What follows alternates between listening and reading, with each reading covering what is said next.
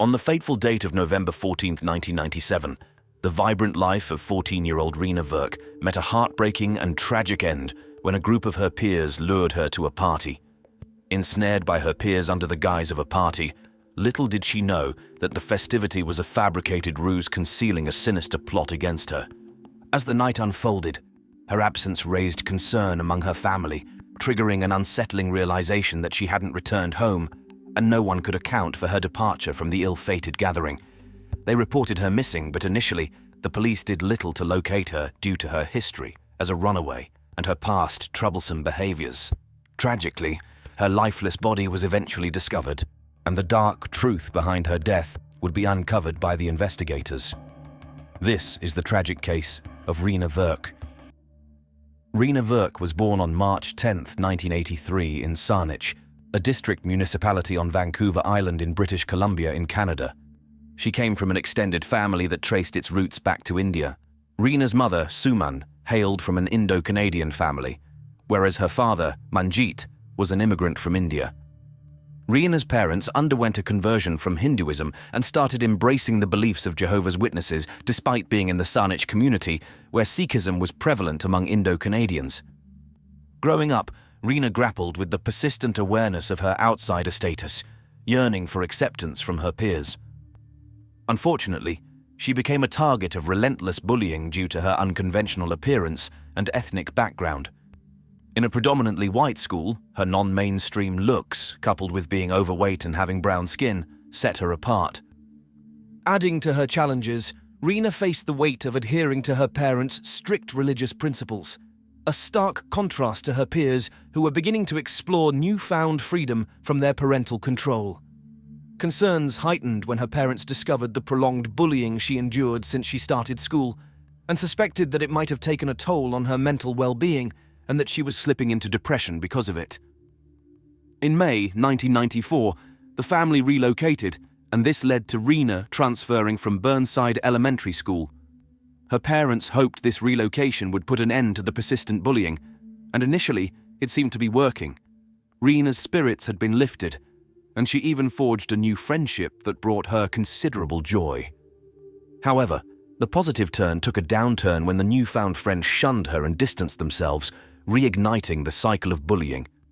In 1996, Reena graduated from elementary school and started attending Colquitt's Middle School, where she met a new set of friends she deemed as the cool kids. This group defied curfews, indulged in alcohol and smoked as well, embodying the freedom Reena yearned for, a liberation from her strict parents and their religious regulations. Despite feeling embraced by her new circle, her parents disapproved, triggering a surge in rebellious behavior. In this turbulent phase, Reena's father, Manjit, recalled imparting a scripture to his daughter saying, "Bad associations spoil useful habits." In 1996, at the age of 13, Reena received some advice from a friend suggesting a way to leave her home. The friend proposed that she could enter foster care by informing the police of alleged physical assault. Acting on this advice, Reena reported her parents for assault, but no charges were filed due to insufficient evidence. Consequently, she was temporarily removed from her family and resided with her grandparents, who believed her account. Taking a troubling turn, Reena falsely accused her father of sexual assault, causing significant trauma to him. In 1997, her father faced arrest on charges of sexually assaulting Reena, leading to his incarceration, awaiting arraignment. Ultimately, her father's charges were dismissed when she confessed to fabricating the assault allegations. Expressing discomfort in her grandparents' home, Reena was now then relocated to the foster home where she wanted to go. There, she formed connections and began mimicking her newfound friends who often smoked, always discussed gangs, where she even falsely claimed to be affiliated with one. After a while, Reena realized that living in a foster home didn't meet her expectations, as she still had responsibilities and a curfew. Therefore, she apologized to her parents and returned home. Later on, she decided to leave her parents' house again, opting to stay in a youth shelter before eventually being placed in government care. Over the following months, she found herself caught in a cycle, moving between her parents' home, foster care, and youth shelters. This tumultuous relationship with her parents, social workers, and government officials portrayed the struggles of a bewildered teenager. Desiring acceptance and friendship, she viewed her strict religious upbringing and overprotective parents as uncool or culturally out of touch, and she seemed willing to go to great lengths to gain peer approval. Middle school marked the most confusing and emotionally draining period of her life. In his 2008 book, Reena, A Father's Story, Manjeet Virk detailed the family's anguish in dealing with their daughter, expressing his belief that Reena manipulated social workers and family members alike. He lamented the lack of belief in their side of the story and the widespread acceptance of Reena's narratives. Yearning for acceptance from those who had previously rejected her, Reena eagerly sought their approval. The invitation to a party on November 14, 1997, likely stirred excitement in her as it presented an opportunity to socialize with the cool kids. The event took place during an overnight stay with her parents, initially behind a Saanich school, but later relocated to the nearby Craigflower Bridge after police intervention. Unfortunately, the party did not unfold as Reena had envisioned. At 10:40 p.m., just 20 minutes before her curfew, she reached out to her parents, notifying them that she was on her way home. Sadly, this phone call marked the last communication Reena's parents would have with her. At the Craigflower Bridge, a group of teenagers were smoking marijuana and drinking alcohol. Suddenly, several girls affiliated with a gang called the Shoreline 6 targeted Reena. They subjected her to a brutal assault, physically beating her, placing a lit cigarette on her forehead, and even attempting to set her hair on fire. The attack persisted until one of the girls intervened and ordered the others to stop. Witnesses noted that the assault seemed unprovoked. After the initial attack was halted, Reena tried to escape and head home, but two teenagers, 15-year-old Kelly Ellard and 16-year-old Warren Glowatsky, pursued her. They dragged Reena to the other side of the Craigflower Bridge, where the violent onslaught continued with punches and kicks. Tragically, they held her head underwater until she succumbed to her injuries. Following her death, they removed her sweater and shoes, rolling her lifeless body into the water. Growing increasingly concerned as Reena's curfew passed by without her return, her parents initially speculated that she might have stayed at her grandparents' house for the night, but she wasn't there. She wasn't at the group home as well. They contacted one of Reena's friends, who revealed that she was still at the party when the friend left around 11 p.m. The next day, Reena's family reported her missing. However, the police response was slower due to her history as a runaway attributed to her past behavior. Rumors about a severe beating and a body found in the nearby gorge waterway circulated among the students at Colquitt's Middle School, attended by the teenagers involved. The members of the Shoreline 6 group, aware of the situation, maintained a code of silence, vowing not to betray each other. Despite the prevalent rumors, an eyewitness eventually came forward to the police, stating that she had seen Kelly and Warren follow Reena after the beating. Surprisingly, a week passed before a police investigation was initiated after Reena was reported missing. Despite numerous witnesses and teachers hearing rumors about the incident, for some unknown reasons, none had reported the information to the police. Instead, it took a student coming forward as a witness to prompt police involvement. On November 21, 1997, Glowatsky and Ellard were arrested and charged with murder and aggravated assault. The members of the Shoreline 6 faced aggravated assault charges, but their identities remained unknown and protected under Canada's Young Offenders Act. On November 22nd, a police helicopter flew over the Craigflower Bridge area, but no signs were observed until a ground search was conducted. The search revealed a body concealed in weeds, later identified as that of the missing teenager, Reena Virk. The forensic pathologist determined that drowning was the cause of death. Subsequent autopsy findings disclosed that Reena had sustained a significant injury, with head injuries severe enough to have been fatal even without drowning. At the time of her tragic demise, Reena was just 14 years old. In February 1998, the 6 girls involved in the initial attack on Reena were prosecuted in youth court, and as stated earlier, their identities remained shielded from the public. 3 of the girls admitted guilt to the charge of assault causing bodily harm, while the other 3 underwent a trial and were subsequently convicted of the same offense. Sentences varied, ranging from a 60-day conditional sentence to 1 year in jail.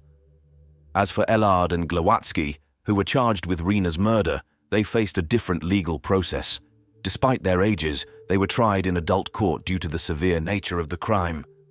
Warren Glowatsky had experienced a challenging upbringing marked by the absence of his alcoholic mother for a significant part of his life. Around the time of Reena's murder, he had found himself residing at a friend's house following his father's departure from British Columbia to live in California without him. In April 1999, Glowatsky's trial commenced, and by June of the same year, he was found guilty of second-degree murder, resulting in a life sentence.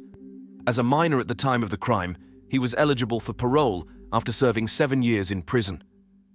During his incarceration, Glowatsky discovered his Métis heritage, allowing him to involve tribal elders in his parole process. This process included various restorative justice measures involving meeting with Reena's family. In July 2006, he received unescorted temporary absences from jail and was ultimately released on full parole in June 2010. Reena's family did not oppose the parole request, as they believed Glowatsky demonstrated genuine remorse for his actions. In stark contrast, Kelly Ellard hailed from a more stable and traditional family that provided support during the trial. She was 15 years old at the time of Reena's murder.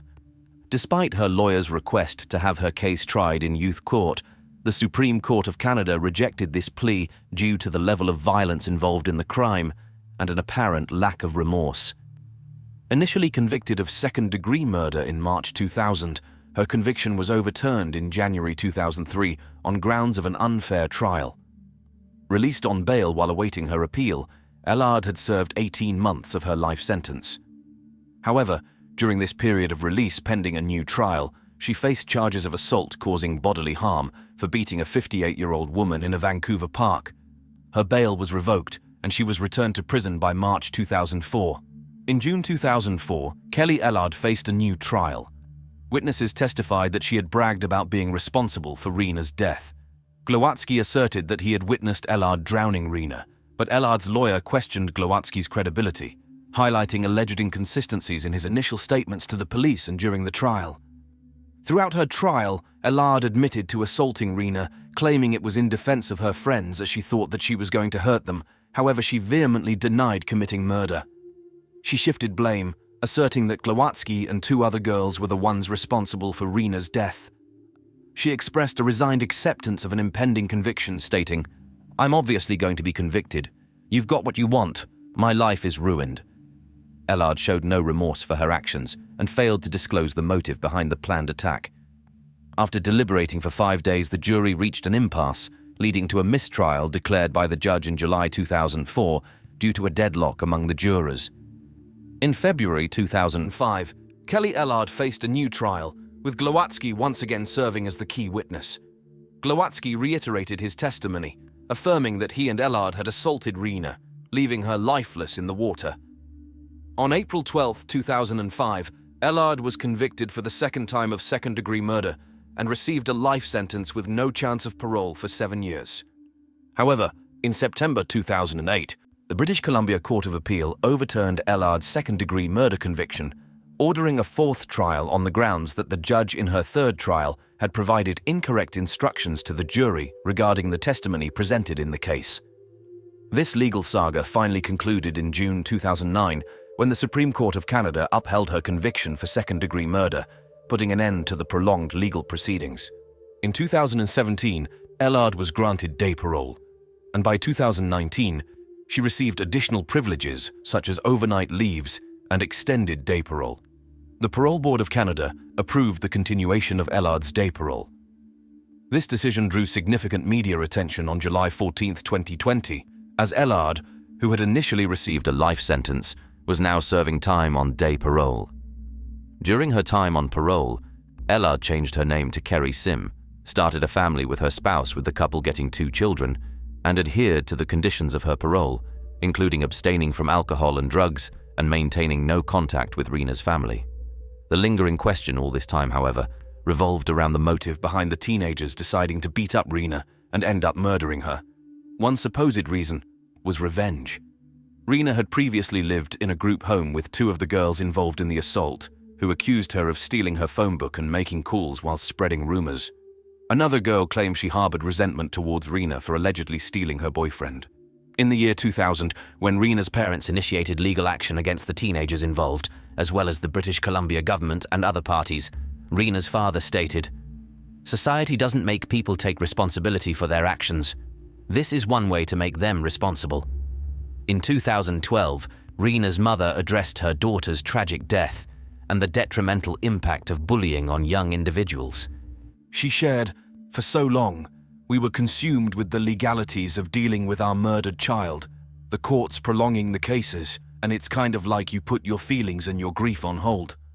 And I'm finding that now I'm feeling more of the impact of losing Reena, the emotions and feelings. So actually, I'm struggling more now and missing her more." I'm sad to say that the severity and the frequency of bullying are increasing instead of decreasing.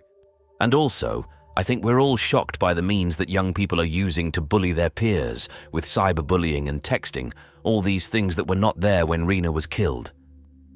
The tragic murder of Reena sparked a nationwide conversation on racism and bullying, particularly committed by young girls to other young girls they didn't like. In the aftermath of their daughter's death, Reena's parents sought to channel something positive from the tragedy.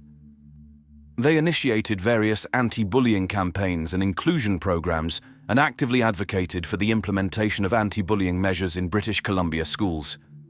Their outreach extended to speaking about bullying to students, teachers, and law enforcement professionals. Through their persistent efforts, the government of British Columbia introduced an anti-bullying program in schools across the province. In recognition of their impactful advocacy, Reena's parents received a prestigious accolade in 2009. They were honored with the Anthony J. Hume Award of Distinction in British Columbia for their dedication to crime prevention and community safety efforts. It is sad and unfortunate what Reena Virk faced throughout her life up until her final moments. And while her actions were troublesome, it is somewhat understandable given the common teenage desire to try to fit in, which can have both positive and negative consequences. Despite the challenges, her family continued to love her, even in the aftermath of false accusations and heinous deeds attributed to them. Their love for her remained unwavering, as they always wanted the best for her. Our deepest sympathies go out to the life that was lost too soon, and the grieving loved ones she left behind. In a world where fame and vulnerability collide, one woman's story will forever echo through the corridors of time. A dazzling model turned actress, Rebecca Sheffer, was destined for greatness. But on a fateful day, destiny took a sinister turn. In the chilling depths of obsession, a man described as a deranged fan shattered the dreams of a promising star. He confessed that his twisted inspiration came from a 1982 People magazine article, a grim tale of Arthur Jackson's horrifying visit to Raging Bull actress Teresa Saldaña's doorstep, determined to snuff out her light. Today, we unravel the threads of tragedy and obsession as we journey through the chilling events that shook Hollywood and pay tribute to a life cut short. This is the chilling story of Rebecca Sheffer. In the quiet corners of Eugene, in Oregon, beneath the canopy of towering trees, a star was born. On November 6, 1967, the world welcomed Rebecca Lucille Sheffer, a luminous soul destined for greatness. Born to Jewish parents, Donna Sheffer, a writer and instructor who taught at Willamette University, and Benson Sheffer, a compassionate child psychologist, the Sheffer family embodied love, unity, and a profound connection to their Jewish heritage. In her own words, she once described her family as a three-legged stool, steadfast and unbreakable no matter the distance that separated them. Little did they know that their daughter would one day capture the hearts of millions, leaving an indelible mark on the world. Rebecca's dreams, however, were as diverse as the colors of the world she'd come to embrace. From contemplating the sacred path of becoming a rabbi to the vibrant adventures that lay ahead, her spirit radiated with endless possibilities. The family moved from the cozy embrace of Eugene to the vibrant city of Portland, where Rebecca's journey began. In the hallowed halls of Lincoln High School, she wasn't just a student, she was a shining star excelling both in her studies and social circles. But destiny had a different path. It was her hairdresser who spotted the spark within her and introduced her to Troutman Profiles Incorporated at a tender age of 14. Within a period of time, she found herself gracing department store catalogs as she showcased the latest fashionable outfits for the back-to-school season. Modeling became her passion, her runway to the stars. In her heart, the dream of becoming a rabbi had quietly faded away, making room for a new kind of devotion. In August 1984, Rebecca wrapped up her New York internship at just 16, drawn to the city's vibrant pulse and endless promise. Instead of heading back to Portland to complete her high school education, she boldly chose to remain in the Big Apple, attending the professional children's school while chasing her dreams of modeling and acting. In a whirlwind, she secured her spot as Annie Barnes in the soap opera One Life to Live. The fashion world, however, hesitated due to her height. At 5'7", she stood 2 inches shorter than the average fashion model. Undaunted, she ventured to Japan, hoping for a breakthrough, but unfortunately, things did not go her way as she found a detour back to New York with a newfound focus on acting, which turned out to be the best choice at the time. Her decision led her to settle into the dazzling world of celebrity, where love intertwined with fame as she started dating Brad Silberling, a 23-year-old graduate student studying filmmaking at UCLA who later went on to become a successful director. Well, with fame comes a wave of adoring fans, and Rebecca, too, was not excluded from their passionate devotion. As the fan mail started pouring in, Rebecca's joy was palpable, and she shared her excitement with Judy Crown, a hairstylist who worked on the sitcom My Sister Sam. But Judy, with a sense of unease, cautioned Rebecca not to engage with these tokens of admiration, for she knew all too well that the world could hold its share of unpredictability. In a heartfelt interview with the Television Academy Foundation, she painted a picture of Rebecca as someone strikingly beautiful and irresistibly charming, but still had a little bit of innocence. In 1988, the curtains fell on My Sister Sam, marking a turning point for Rebecca. Her next role in Scenes from the Class Struggle in Beverly Hills, directed by Paul Bartle, showcased a different side, a trendy and stylish black comedy that expanded her horizons. With newfound sensibility, she even auditioned for The Godfather 3. Rebecca was on the brink of a promising acting career when tragedy struck on that very day that she was set to audition for the coveted role of Michael Corleone's daughter in The Godfather 3, a chance that could have transformed her life forever. A man who was an unemployed fast food worker from Tucson in Arizona, driven by an unhealthy obsession towards her, shattered her dreams. The man behind this tragic twist was Robert John Bardo. Robert John Bardo was the son of a former Air Force officer and the youngest of 7 siblings. Growing up in Tucson, he had become the object of relentless physical and psychological abuse during that period. A ticking time bomb is how one teacher described him, haunted by his experiences. At just 13, he had embarked on a haunting journey, boarding a bus to Maine in pursuit of Samantha Smith, the child famous for her letter to Mikhail Gorbachev. Authorities intervened, bringing him back to Tucson. He was hospitalized twice for severe emotional trauma. A troubled student who penned threatening letters to his teachers, Bardo would soon find a chilling obsession. As a 16-year-old janitor at a fast food joint, he discovered an escape in reality television. His fixation took hold in the fall of 1986, focusing on the character Patty, which was portrayed by Rebecca Sheffer. He even transformed his bedroom into a shrine to her and had started writing letters to Rebecca, just like all the other countless fans did.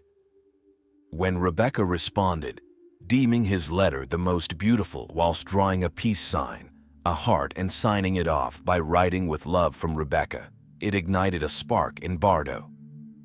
The day Bardo received the letter, he wrote in his diary, "When I think of her, I would like to become famous to impress her." In June 1987, Bardo stood at the gates of the Burbank studio where My Sister Sam was produced, clutching a teddy bear and a bouquet of roses, all for Rebecca. The guard, however, stood firm, denying him entry. Undeterred, he returned a month later, this time with a knife, but destiny yet again refused to open those doors for him. In his diary, he made an ominous declaration, "I don't lose, period." Retreating to Tucson, he watched class struggle in Beverly Hills, where Rebecca's intimate scene with a male actor shattered his perception of her innocence. According to him, she had now become one more of the trollops of Hollywood, and in his twisted perspective, he believed it was his duty to discipline what he saw as Rebecca's moral transgressions. He meticulously sketched a diagram of Rebecca's body, marking the spots where he intended to shoot her. He had attempted to purchase a gun, but the owner of the shop refused to sell one to him when he found out about Bardo's history of mental illness. Desperate to acquire a weapon, he turned to his older brother, making a pact to use it only for target practice. An ominous letter to his sister in Tennessee spoke of a sinister determination. "If I can't have Rebecca, then no one will." He boarded a bus bound for Hollywood, hell-bent on tracking her down. Bardo's obsession had escalated. On July 17, 1989, he called Rebecca's agent's office, desperately seeking her whereabouts, but they wisely refused to divulge any information. Undaunted, he took to the streets, thrusting her photo at strangers probing for her address, but had no luck. His determination, however, knew no bounds, so much so that he even parted with $300 to enlist a private investigator's help. The investigator, using DMV records, found her address very quickly, a shocking reminder that at the time, driver's license information was public knowledge. The pieces of this chilling puzzle were unfortunately falling into place and in favor of John. On the eerie evening of July 18, 1989, armed with Rebecca's address, Bardo, donned in a yellow polo shirt, set foot at the building she lived and rang her doorbell. The intercom wasn't working, so she came downstairs to the apartment building's front door, and there, face to face, she encountered the man she had never expected to see. It wasn't the Godfather script she had been expecting for delivery, but instead was a man claiming to be her biggest fan, bearing a letter and an autographed photo she had previously sent. Following a brief exchange, Rebecca, with a sense of unease, urged Bardo to leave and never come back, firmly closing the door behind her. Bardo reluctantly retreated, leaving an ominous cloud hanging in the air. After grabbing a meal an hour later, he reappeared at her doorstep like a shadow, refusing to fade away. When Rebecca opened the door again, he fired a .357 caliber handgun at point-blank range. In a chilling account, Bardo recalled the incident as he mentioned that she had a childlike voice, likening it to that of a brat, and that she accused him of wasting her time. This angered him, and he reached for the door, all this while keeping the gun in his bag, and then pulled the trigger, which resulted to her screams. In the echoing aftermath of 2 deafening gunshots and the bone-chilling screams, a neighbor named Richard Goldman sprang into action. Racing to Rebecca's door, he encountered a scene of sheer horror, an ethereal figure clad in a black robe trembling in the building's entrance. With trembling hands, he checked her pulse, but it was a futile endeavor. Life had already departed. Her limbs sprawled haphazardly, wedged between the door and its frame. Witnesses had spotted a young man in a yellow shirt jogging up the Hollywood block, where he veered into the walkway and vanished. Rebecca was swiftly rushed to Cedars-Sinai Medical Center, where she fought for 30 agonizing minutes before succumbing to her wounds. Her final journey took her back to her native Oregon, where she found her resting place. The very next day in Tucson, chaos erupted on Highway 10 as frantic motorists dialed 911 to report a man recklessly darting through traffic, seemingly seeking a tragic collision. He instantly admitted to Rebecca's murder. Arizona police promptly transmitted his photo to Los Angeles, where witnesses verified his identity. In court, he looked dizzy and disoriented, and he said, "I could probably tell you what I did after I killed her. How I got sick and all, but I don't feel like it." A year post the tragedy, Bardo granted an interview where he mentioned how he was a devoted fan and had perhaps let it consume him. He further claimed that the media had painted him as a monster, which we all agree he is, and that he had one wish, which was to see Rebecca Sheffer alive again. When news of the murder reached Bardo's sister, she took a crucial step and contacted the authorities about her troubled brother. Soon, he was extradited to California, ready to face the courtroom trial. Bardo's defense attorneys launched a bold argument claiming that his traumatic childhood, which was marked by abuse, had left him with an unstable mental disorder which rendered him incapable of premeditated murder. His brother testified, revealing that Bardo had previously been confined to a psychiatric hospital during his youth. Bardo found himself on trial, prosecuted by the notable Marcia Clark, who would later gain notoriety for her role in the O.J. Simpson case. On October 29, 1991, he received a first-degree murder conviction in a non-jury courtroom, leading to a life sentence without parole handed down by Superior Court Judge Dino Fulgoni. With eyes aflame like sinister neons, Bardo addressed the judge, declaring that the notion that he killed her for fame was utterly absurd. He added that he comprehended the gravity of his actions and didn't think it needed to be compounded by a web of deceit just because she was an actress. On July 28, 2007, during his prison sentence, he endured a vicious attack, leaving him with 11 stabs and puncture wounds, a stark reminder of the consequences of his actions. Bardo is jailed at Avenal State Prison in California, where he spends much of his time drawing celebrities. The tragic murder of Rebecca Sheffer and the assault on Teresa Saldana catalyzed significant change. Governor George Dickmajian took action, signing a groundbreaking law that barred the DMV from releasing addresses.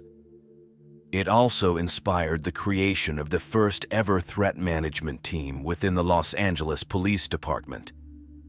In 1990, California pioneered anti-stalking legislation, which took effect on the first day of 1991. This pioneering law served as a model, aiding in the conviction of numerous criminals. Notably, by 1990, California became the very first state to pass such anti-stalking legislation. However, the need for change was undeniable. Despite restraining orders, 4 women in Orange County had lost their lives to men who had been relentlessly harassing them in the previous year. The rest of the nation soon followed suit, with all states and even Canada enacting anti-stalking laws by 1993. A powerful testament to the enduring legacy of these tragic events. As we conclude this heart-wrenching journey, the echoes of Rebecca Sheffer's tragic fate and the resilience of those who responded to her untimely loss still reverberate. In the wake of darkness, her story ignited change, ushering in a new era of protection for countless individuals.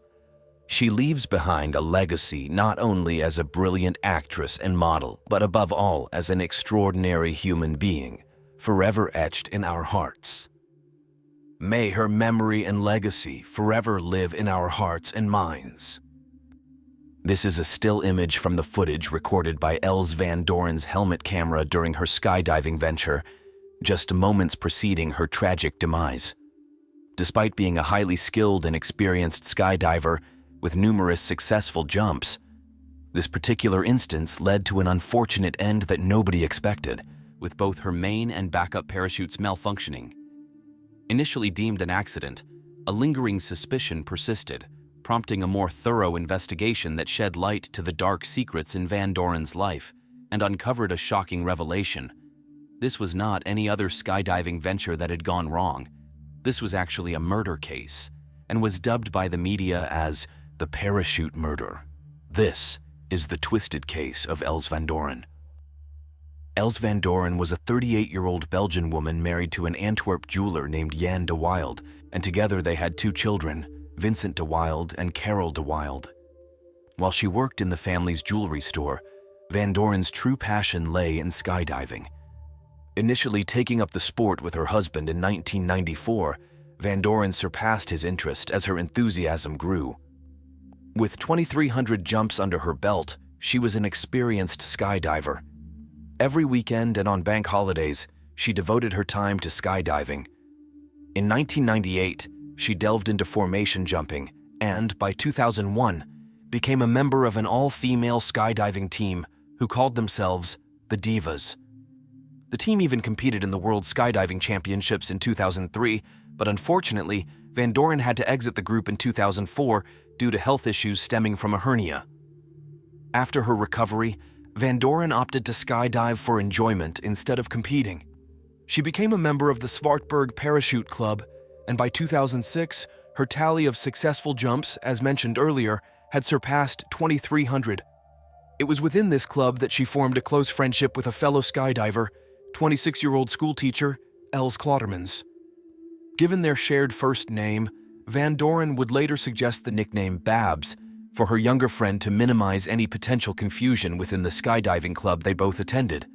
A certain gentleman by the name Marcel Summers also belonged to the same club and was acquainted with both women.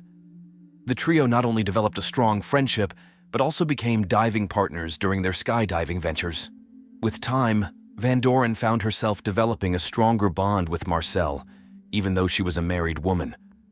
Their initially platonic relationship gradually evolved into a romantic entanglement.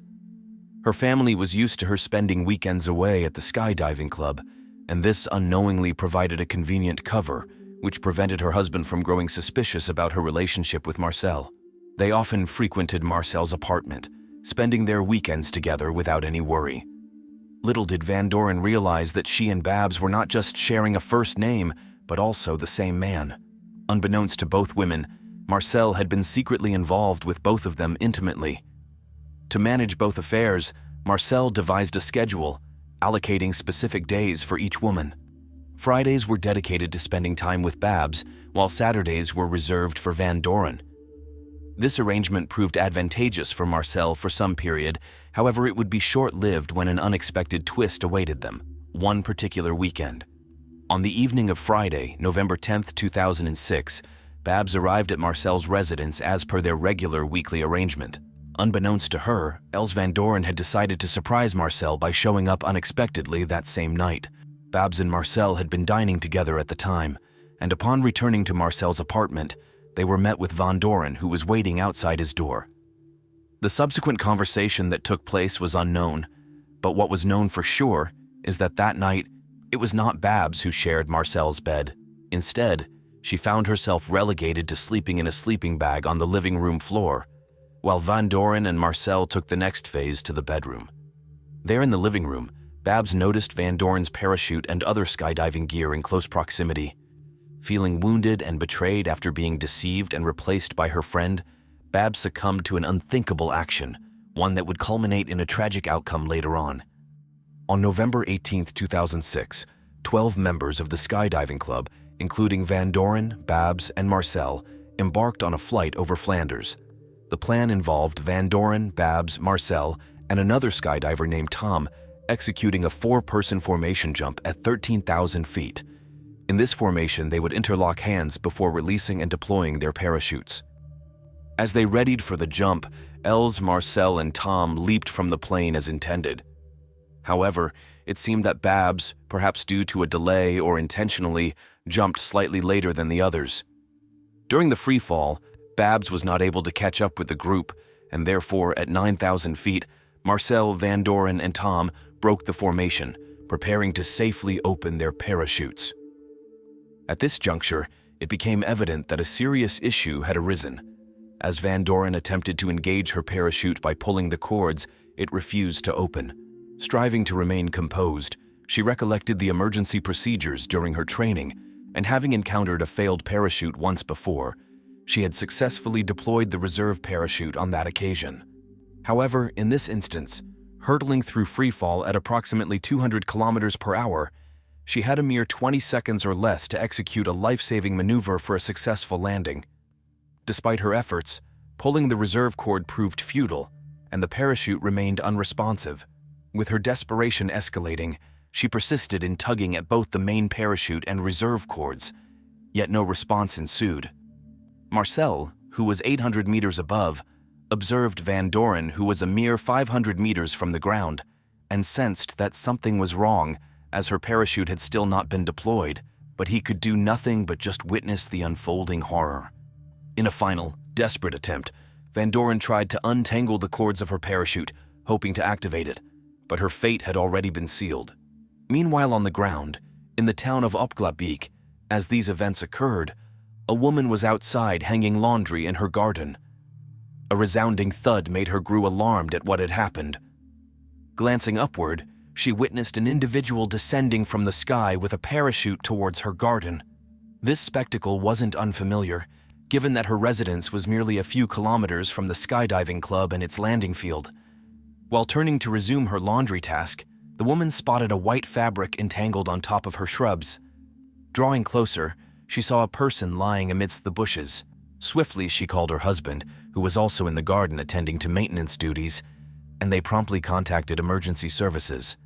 That person was Els Van Doren, who they assumed was one of the skydivers, but unfortunately did not display any signs of life.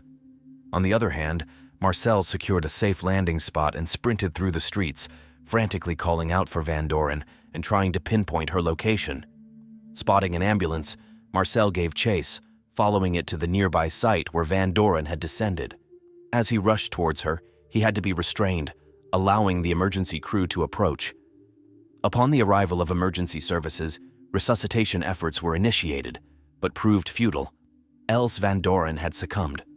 Marcel vehemently insisted on preserving Van Doren's parachute untouched, asserting the abnormality of both the main and reserve parachutes failing to open. He then contacted her husband Jan and delivered the devastating news. Jan hurried to his wife's side, while Tom and Babs returned to the parachute club to relay the tragic news of Van Doren's demise to the other members. As the gravity of the news sank in for the club's members, Babs, overwhelmed, sank to her knees, releasing a mournful wail. Elle's husband, Jan, arrived at the club to gather her belongings, encountering Babs, who volunteered to retrieve the items. He observed her seemingly motionless and noted a peculiar grin on her face at that moment. Babs proceeded towards the changing rooms, with Jan trailing closely. However, upon arrival, Babs abruptly shut the door, locking Jan out. He recounted that Babs took a considerable amount of time before eventually emerging with Van Doren's belongings. Meanwhile, at the accident site, the police had gathered Van Doren's parachute and helmet, the latter equipped with a video camera capturing her ill-fated jump. An autopsy, conducted to ascertain her state, revealed no traces of alcohol or drugs that might have impaired her functionality.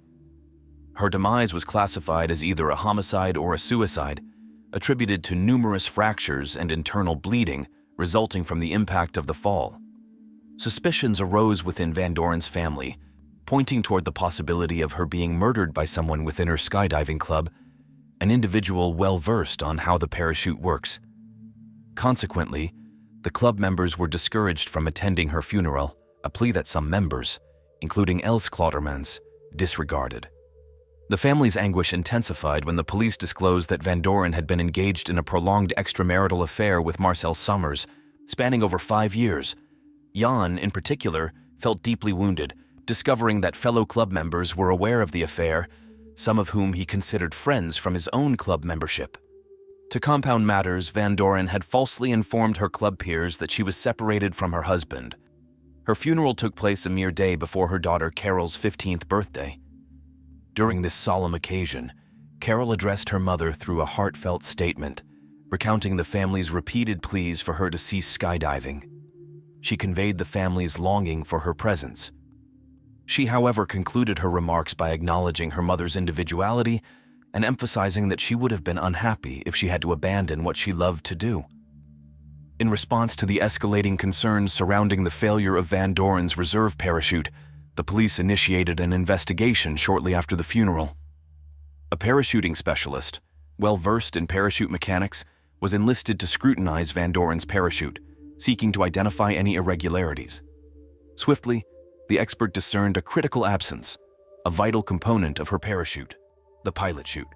This small auxiliary parachute usually plays a pivotal role in deploying either the main or reserve parachute. Its intentional removal was evident, signaling deliberate interference. Additionally, clear indications of tampering surfaced, notably the severed drawstring to the pilot chute, responsible for activating the main parachute, and one of the hanging straps connected to the emergency parachute. Upon reviewing the last bodycam footage from Van Doren's ill-fated jump, an unidentified red fabric appeared suspended in front of her face. Not recognized as part of Van Doren's skydiving gear, investigators struggled to find out the origin of this object. They requested and urged the residents of Opklabeek to do thorough checks of their gardens and nearby surroundings in a bid to uncover the red item, and if found, it was emphasized that the discovery be handled cautiously as potential evidence, as it possibly contained DNA from the individual who had sabotaged Van Doren's parachute, but unfortunately, no one succeeded in locating this crucial piece. On the Monday following Els Van Doren's tragic demise, a miraculous discovery came to light as the pilot chute was mysteriously found by Babs.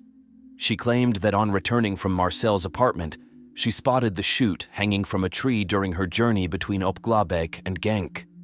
Rather than contacting the police directly, Babs opted to inform Marcel of her find. Upon learning of the discovery, Marcel made the call to the police, who promptly proceeded to the tree site. Upon their arrival, the police encountered a nervous, troubled, and visibly emotional Babs. However, their suspicions were aroused regarding Klotterman's miraculous discovery of the pilot chute.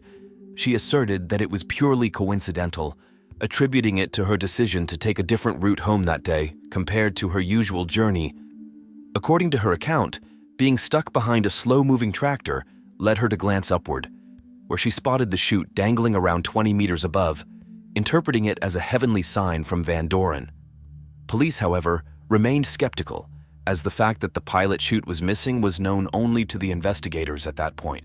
At this point, the primary suspects implicated in the presumed murder of Van Doren included her husband, Jan, her lover, Marcel, and her friend, Els Klottermans.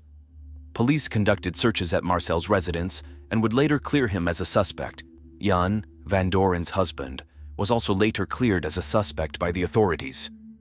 Investigative efforts extended to Els Klotterman's home, where items such as her phone, laptop, and a diary documenting her emotions, as per her psychiatrist's recommendation, were confiscated by the police. Babs was subsequently summoned for questioning at the police station, aiming to obtain further information about her relationships with Marcel, Van Doren, and the events surrounding Van Doren's demise. Throughout the interrogation, Klottermans vehemently denied any involvement in sabotaging Van Doren's parachute. Instead, she attempted to shift blame onto either Marcel, suggesting he kept Van Doren's gear during her weekend stays, or her husband Jan, with whom she purportedly stored her gear during the week. Following the initial questioning, Klottermans was released and allowed to return home. However, a second interview scheduled for December 20th, 2006, saw her absence. Subsequent investigations revealed that she had attempted taking her own life earlier that morning, having taken an overdose combination of sleeping pills and antidepressants. Discovered unresponsive by her mother, Babs was swiftly taken to hospital for urgent treatment. In letters addressed to her loved ones before the act, she conveyed the difficulty of coping with the loss of her close friend and expressed the overwhelming stress of being implicated as a murder suspect in the case. After recuperating, Babs was admitted to a psychiatric facility where she was carefully monitored for a duration of 15 days. Having been diagnosed with borderline personality disorder and depression years earlier, this marked not her first attempt at self-harm. Marcel had chose to sever ties with her, contending that he perceived her actions as an attention-seeking ploy, asserting that she had no genuine intent to end her life. Marcel speculated that she strategically took the pill shortly before anticipating her mother's return, suggesting her primary motive was to divert attention from her alleged involvement in Van Doren's death. He presumed that the police were closing in on her, ensnaring her in her own lies. Shortly thereafter, still receiving psychiatric care, Els Klottermans found herself under arrest on January 11, 2007, suspected of the murder of Els Van Doren. Her appearance in court on January 19, 2007, resulted in the decision to keep her in custody while the ongoing investigation unfolded. Despite being asked to undergo a polygraph test, Klottermans declined, and this measure was never carried out. A more detailed investigation of Els Van Doren's skydiving equipment revealed that the parachute cords had been deliberately cut using a pair of scissors, and the individual responsible for this act was likely a right-handed person. As of March 2007, Babs had spent 3 months in prison, enduring extensive interrogation without admitting guilt. During the questioning, she did concede to being the sender of an anonymous letter addressed to Van Doren, asserting that her actions towards her family were wrong. Jan had discovered this letter, but interpreted it as a critique of Van Doren's frequent absence from her family due to skydiving. He discarded the letter without attaching much significance to it. However, it became evident that Babs intended this as a warning for Van Doren to bring an end to her involvement with Marcel. Additionally, she admitted to making anonymous calls to Marcel, intentionally timed when she knew he was with Van Doren, and tried to intimidate them. Upon scrutinizing Babs's automatic activation device, or an AAD, investigators noted that she jumped later than the rest of the team and activated her parachute earlier, speculating that it gave her a vantage position to witness the unfolding events from above. This strategic move also allowed her to monitor the location where Van Doren's black pilot chute had landed, potentially for retrieval afterwards. In September 2008, Klotterman's lawyer successfully secured her release on bail, and despite the ongoing investigation, she resumed to work in a school.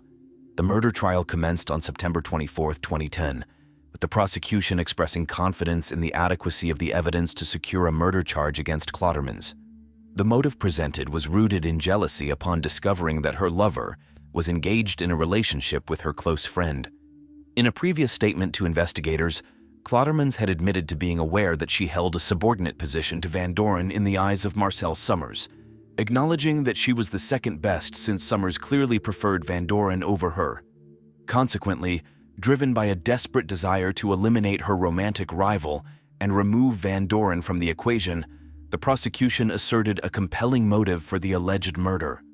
Klotterman's defense attorney contended that the prosecution relied solely on circumstantial evidence and alleged accusations to support their case. During her testimony, Klottermans asserted that she did not envision a future with Marcel and engaged intimately with him solely due to her low self-esteem.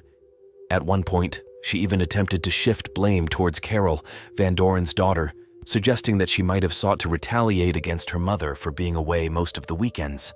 However, despite her earnest efforts to manipulate the jury and divert blame, their judgment prevailed. On October 20, 2010, Els Klottermans was found guilty of murdering her friend Els Van Doren and received a 30-year prison sentence. During the trial, Babs, steadfast in her assertion of innocence, was placed under close observation to prevent her from self-harming again. Later on, she lodged an appeal, contending that police had questioned her in the absence of her attorney.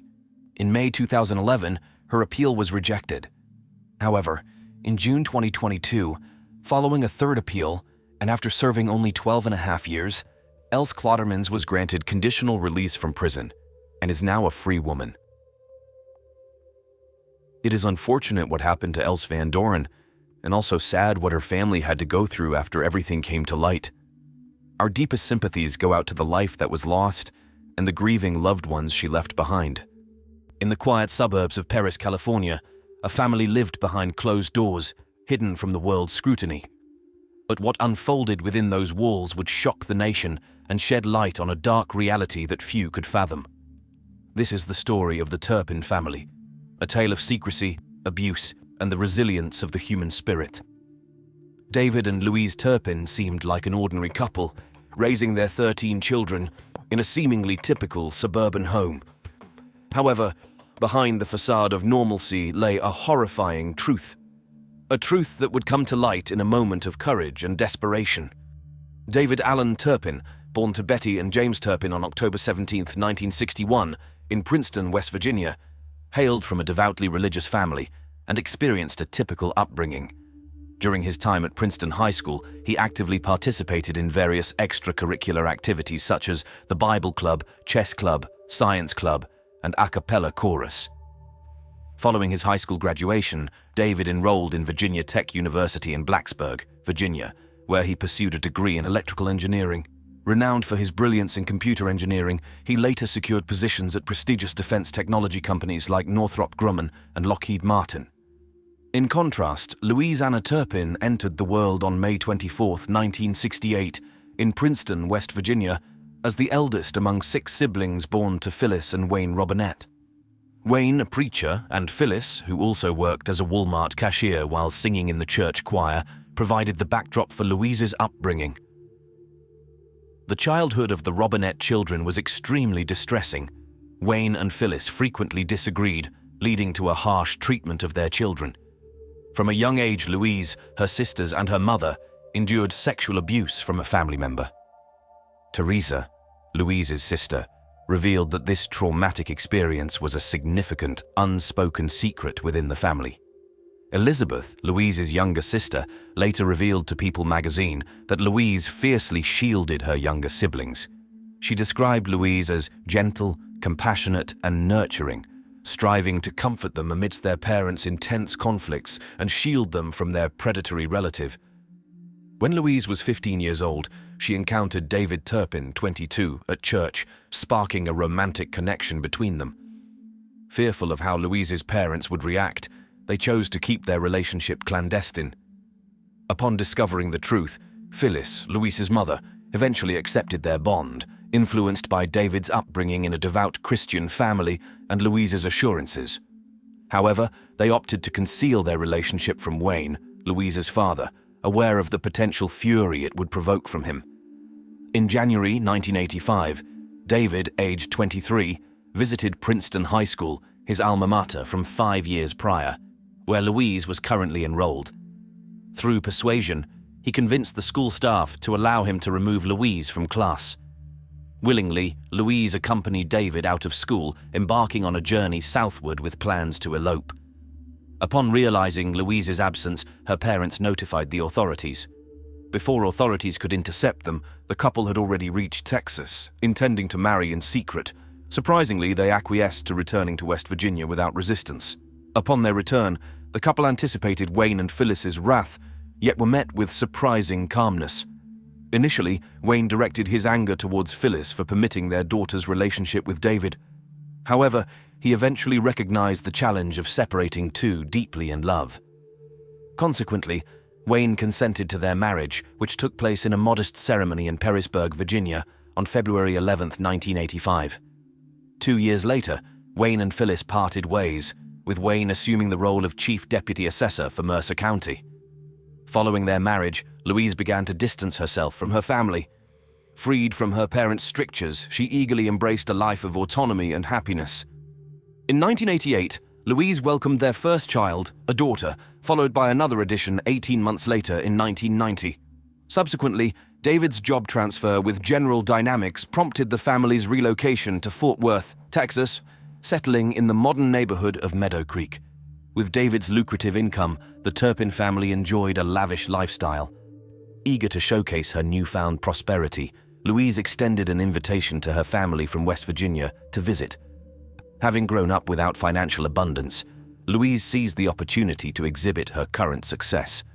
David and Louise generously covered the expenses, including travel and accommodations, for their family's visit. In 1991, the Turpin family welcomed another addition, a son, further enriching their lives. By 1992, despite David's substantial six-figure earnings, the Turpin family found themselves deeply entrenched in debt. However, this financial strain didn't hinder their extravagant lifestyle or deter them from expanding their family. In 1993, Louise discovered she was expecting their third child, a girl. As was customary, Louise's family visited the Turpin household annually, unaware of the financial difficulties looming over them. Determined to maintain appearances, Louise assumed all financial responsibilities for her family's visit, shielding them from the harsh reality of their financial woes. In 1994, the eldest daughter of the Turpin family embarked on her first-grade journey at Meadow Creek Elementary, presenting herself with greasy and disheveled hair, soiled attire, and a noticeable lack of regular hygiene. These visible indicators hinted at the neglectful treatment she received from her parents. Unfortunately, her appearance subjected her to ridicule from peers who taunted her for her uncleanliness. In 1995, the Turpin family welcomed another addition, a son. The subsequent year, the family of 6 embarked on a vacation to visit Louise's family. Despite their precarious financial situation, the Turpin family appeared unconcerned and continued to spend lavishly, treating their relatives to expensive dining experiences. In 1996, Louise's sister, Elizabeth, accompanied the Turpin family back to Fort Worth for the summer holidays. During their return journey, the family made a stop at a casino in Louisiana. Louise entrusted Elizabeth with the care of the children, while she and David indulged in gambling, urging her to keep their activities secret. Elizabeth was taken aback by Louise's behavior, as their Christian upbringing had instilled in them the belief that gambling was morally wrong. Unfortunately, their gambling venture resulted in losses, sparking a heated argument between David and Louise. David accused Louise of having a gambling problem and blamed her for their financial setback. While staying at the Turpin household, Elizabeth was startled to discover the family's unsettling dynamics. David and Louise displayed a distinct lack of affection towards their children, and strict control permeated every aspect of the children's lives. Even basic activities like using the bathroom or having a meal required permission from the Turpin couple. Additionally, Elizabeth found David's behavior particularly disturbing, as he would intrude on her privacy by entering the bathroom and watching her while she showered, a habit that left her feeling uneasy and uncomfortable. In May 1997, the Turpin family welcomed their 5th child. By September of the same year, concerns regarding the hygiene of the eldest daughter escalated, coupled with troubling indications that suggested possible instances of sexual abuse. Consequently, she was brought to the principal's office to discuss her home life, though no subsequent action was taken to address the matter. In 1998, the family expanded once again with the arrival of their 6th child. Despite David's lucrative job, the family's finances continued to deteriorate due to their regular gambling habits, leading to significant financial strain. In the spring of 1999, the eldest daughter ceased attending school, followed by the other children, as Louise and David claimed they were being homeschooled. By late 1998, the Fort Worth home was foreclosed upon by the bank, prompting the Turpin family to relocate to Rio Vista, Texas, a less populated area. However, their new residence was maintained in a deplorable state, which undoubtedly disgusted the new owners upon moving in. The house was marred by dirt, stains, and emitted a foul odor, leading the new occupants to suspect the presence of excrement. Before moving to the Rio Vista house, the Turpin family welcomed their 7th child. Between 2001 and 2007, the Turpin family expanded their household with the addition of 5 more children. As neglect escalated, the Turpin parents resorted to physical abuse, including slapping, choking, and whipping their children with belts, often for trivial reasons, such as not seeking permission to use the restroom. Shockingly, the children were permitted to bathe only once a year. Despite purchasing appetizing food, David and Louise cruelly denied their children access to it, and forcing them to endure starvation while taunting them with the sight of the untouched meals. Instead, the children were fed inexpensive frozen food, resulting in severe malnutrition, evidenced by stunted growth, pallid complexions, and a youthful appearance disproportionate to their actual ages. The lack of socialization and psychological abuse further hindered their cognitive development. In 2004, the Turpin family relocated to an upscale trailer, abandoning the Rio Vista house due to its deplorable condition, characterized by accumulated garbage and deceased rodents, rendering it uninhabitable. In 2008, during a conversation with her sister Teresa, 40-year-old Louise divulged startling revelations that left Teresa utterly shocked. Louise confessed that she and David no longer attended church, a stark departure from their upbringing in devout Christian households. Instead, the Turpin couple had turned their focus towards Satanism and engaged in activities involving Ouija boards. Louise went on to disclose their participation in swinging, a lifestyle involving extramarital sexual encounters with other couples. Shockingly, they would leave their younger children at home under the supervision of the older ones while they met strangers they had encountered online for these encounters. It became apparent that Louise was the primary participant in these activities, with David supporting her endeavors by providing transportation and waiting for her during these encounters. Teresa was deeply troubled by the drastic transformation of her once caring and responsible sister into someone unrecognizable. The Turpin family relocated to Murrieta, where they made frequent visits to Disneyland, capturing countless joyful family moments dressed in matching attire. Louise ensured these pictures were sent to her family, with whom she had ceased communication via Skype and restricted access to the children. These photos served as the sole reassurance to Louise's family that the children were seemingly in good spirits, despite appearing thin. It became apparent that the Turpin couple harbored an obsession with Disneyland, evident in their repeated visits, and the emphasis placed on documenting these experiences through photographs. In 2014, the Turpin family made a move to Perris, California, situated approximately 20 miles north of Marietta. By this point, the abuse inflicted upon the children had escalated to extreme levels of violence. David and Louise resorted to restraining the children to their beds using ropes, and if any escape attempt was made, they would replace the ropes with chains and padlocks. The children endured confinement within their room for approximately 20 hours each day, subjected to the oppressive stench that permeated the air. In 2015, the family welcomed their 13th and final edition. Shortly thereafter, the entire family embarked on a trip to Las Vegas to commemorate the 30th wedding anniversary of David and Louise. The couple opted to renew their vows at the Elvis Chapel, marking the occasion with a celebration that starkly contrasted with the reality of their abusive treatment towards their children. Faced with the relentless horrors of her situation, the 17-year-old girl made a courageous decision to seek help by reporting the abuse to the authorities. In a daring act, she escaped through a window and swiftly contacted the police using her phone. During the harrowing 20-minute call to 911, she recounted in detail the appalling living conditions and the myriad abuses endured by her and her siblings. Equipped with photographic evidence of their dire circumstances, she awaited the arrival of law enforcement.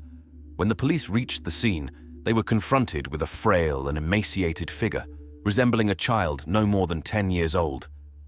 Presenting the damning photos of the house's interior, the girl guided the police to the front door, where a bewildered Louise stood, unaware of the impending revelation of the family's dark secrets. As soon as the police stepped into the house, they were assaulted by a foul and nauseating odor that made it nearly impossible to breathe through their noses. Despite the overwhelming stench, they pressed forward and made a shocking discovery. 3 of the younger children were shackled to their beds. The entire house was engulfed in filth and littered with garbage, with the children deprived of access to basic necessities such as restroom facilities. Acting swiftly, the police escorted the younger children to the Riverside University Medical Center, while the adult children were taken to the Corona Regional Medical Center for evaluation and care. On January 14, 2018, authorities apprehended David and Louise Turpin on suspicion of committing acts of child abuse and torture. Just 4 days later, the couple faced a litany of charges, with each of them being accused of 12 counts of torture, 7 counts of abusing a dependent adult, 6 counts of child abuse and neglect, and 12 counts of false imprisonment. Additionally, David Turpin faced an additional charge of engaging in a lewd act with a child under the age of 14. Among the children, the 2-year-old stood out as the sole one without any visible signs of abuse or torture. In addition to the mentioned abuses, the Turpin couple subjected the children to further cruelty, such as throwing them downstairs, resulting in nerve damage from prolonged physical mistreatment. Additionally, the children lacked fundamental life knowledge, including basic understanding of medicine. Despite purchasing toys, the Turpin couple prohibited the children from playing with them. Furthermore, the children were forced to stay awake until the early hours of the morning, typically until 4 or 5 a.m., and were not permitted to go to bed before then. On January 24, 2018, the judge imposed a restriction on David and Louise, preventing them from interacting with the children for 3 years, with communication allowed only through their legal representation. Subsequently, on June 21, 2018, the evidence presented was deemed substantial enough to warrant a trial for the Turpin couple. Finally, on February 22, 2019, David and Louise altered their pleas, both pleading guilty to a total of 14 charges, including torture, abuse of a dependent adult, false imprisonment, and child endangerment. During the court proceedings, the parents had a heartfelt reunion with their children. Based on the children's statements, it appeared that all of them had forgiven their parents and harbored feelings of love towards them. Each individual expressed their desire for their parents' well-being and conveyed that they were thriving in their respective lives. David and Louise, visibly emotional, offered sincere apologies for their past actions and expressed their deep love for their children, wishing them success in life. Subsequently, the Turpin couple received a sentence of life imprisonment with the possibility of parole after 25 years. As of March 2022, Louise, aged 53, is eligible for parole in 2037, while David, aged 60, is also eligible for parole in the same year. The revelations of abuse and neglect within the Turpin household sent shockwaves through the community and beyond, leaving us questioning how such horrors could have remained hidden for so long. In the aftermath, the community rallied together to support the survivors, offering them hope and healing as they embarked on the long road to recovery. The Turpin family story serves as a stark reminder of the importance of vigilance, compassion, and the responsibility we all bear to protect the most vulnerable among us.